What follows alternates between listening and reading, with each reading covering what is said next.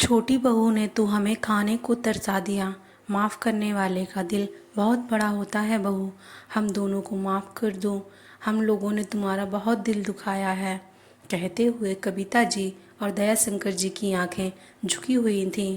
पहले घर चलकर आप लोग कुछ खा पी लीजिए, फिर आराम से बातें करते हैं।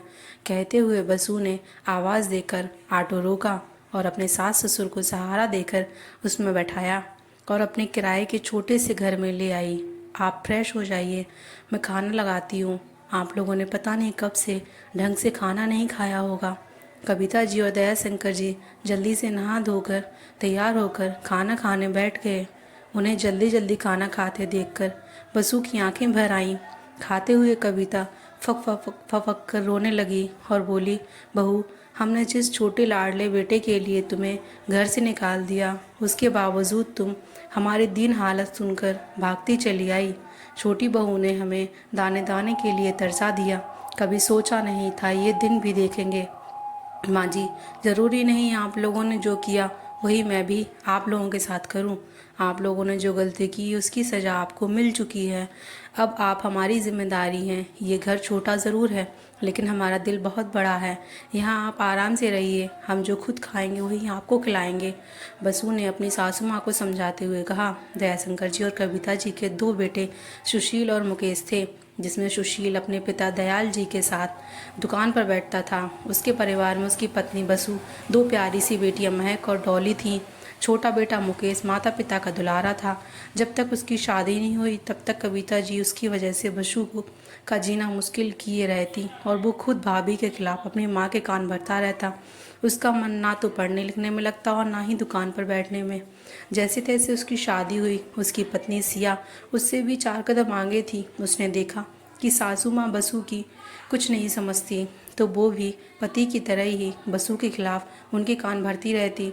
उसने देखा कि ससुर जी के साथ जेठ जी दुकान पर बैठते हैं, तो उसने अपने पति के कान भर के दुकान पर बैठना शुरू किया। इधर उसने घर और दुकान दोनों जगह अपना खेल जारी रखा। इन दोनों बसु दोबारा गर्भवती हो गई और साथ ही सिया भी पहली बार माँ बनने वाली थी। समय के साथ बसु के दूसरी बेटी हुई और रीन और सिया को बेटा हुआ। अब तो घर में बसु की स्थिति और भी गिर गई। सिया तो पहले से ही सास की सर चढ़ी थी, अब बेटा हो जाने से उसकी कीमत और भी ज़्यादा बढ़ गई। उधर मुकेश ने पिता के कान भर के दुकान पर अपना अधिकार जमाना शुरू किया। एक दिन सासू माँ और सिया ने मिलकर षड्यंत्र रचकर वसुधा पर चोरी का इल्ज़ाम लगाया।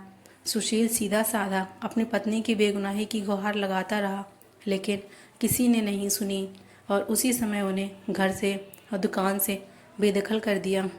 सुशील बसु अपने दोनों बेटियों के साथ किराए के घर में रहने लगे। सुशील ने प्राइवेट जॉब पकड़ ली, जिससे उनकी ज़िंदगी की गाड़ी सही चलने लगी। उन लोगों के घर से ही निकलते सिया ने अपना रंग दिखाना शुरू कर दिया। उसने ससुर जी को भी दुकान से ये कहकर हटा दिया कि आपका शरीर थक गया है और आप घर बैठिए। वो दुकान का सामान और पैसा अपने मायके भेजती रहती।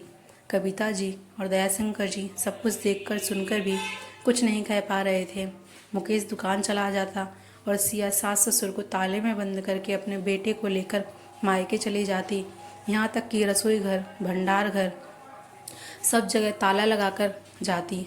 वो दोनों बेचारे भूखे प्यासे घर में बंद रहते। एक दिन मौका पाकर उन्होंने एक पड़ोसी के द्वारा अपना संदेश अपने बड़े बेटे बहू को भिजवाया। बसु ने जैसे ही सुना अपनी दोनों बच्चियों को मकान मालकिन के पास छोड़कर भागती चली आई। माधव उस समय ऑफिस में था। वसुधा ने पड़ोसियों की सहायता से पुलिस को खबर की और घर का ताला खुलवाया। पुलिस ने फ़ोन करके राघव और रीना को बुलवाया। पुलिस उन दोनों को पकड़कर जेल में डालना चाहती थी, लेकिन उन दोनों ने ये कहते हुए मना कर दिया कि उन्हें सज़ा ईश्वर देगा। आप उन्हें छोड़ दीजिए और हमें हमारे बड़े बेटे बहू के सुपुर्द करा दीजिए, हम उन्हीं के साथ रहेंगे। बसु उन्हें लेकर अपने घर चली आई। शाम को सुशील के घर आने पर उसे पूरा घटनाक्रम से अवगत कराया, तो उसने भी पुरानी किसी बात को याद ना करते हुए अपने माता पिता को आश्वासन दिया, आपको किसी बात की चिंता करने की ज़रूरत नहीं है। मैं इतना कमा लेता हूँ जिसमें अपने माता पिता की जिम्मेदारियों को उठा सकूँ। कहते हुए सुशील अपने माता और पिता के चरणों में झुक गया। बसु सुशील के साथ साथ दोनों बच्चियां भी अब दादी बाबा को देखकर बेहद खुश थी। कविता जी और दयाशंकर जी को आज अपने बड़े बेटे बहू की कीमत समझ आ गई थी।